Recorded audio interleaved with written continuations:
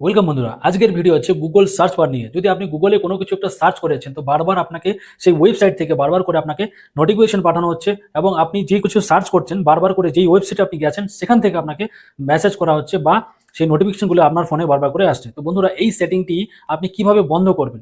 তো আমি আপনাকে এমন একটি আজকে সেটিংয়ের সম্বন্ধে বলবো। এই সেটিংটি যদি আপনি অন করে রাখেন তাহলে আপনার ফোনে আপনি যেই ওয়েবসাইটে যাবেন, পরবর্তীতে ওই ওয়েবসাইট থেকে বেরিয়ে আসার পরে আপনার ফোনে আর কোনো রকম ওই ওয়েবসাইট থেকে কোনো রকম মেসেজ বা কোনো রকম নোটিফিকেশন আপনার ফোনে শো হবে না। তো বন্ধুরা, এটি দেখার জন্য পুরো ভিডিও দেখতে হবে। আপনাকে চলে যেতে হবে গুগল ক্রোম ব্রাউজার, আপনাকে ওপেন করে নিতে হবে।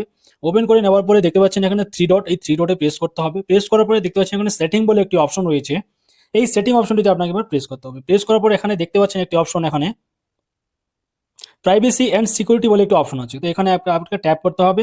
ট্যাপ করার পরে এখানে দেখতে পাচ্ছেন send A do not track request. তো এই অপশনটিতে আপনাকে একবার প্রেস করতে হবে। প্রেস করার পরে দেখতে পাচ্ছেন এখানে আমার এখানে অপশনটি অফ করা রয়েছে। আপনাকে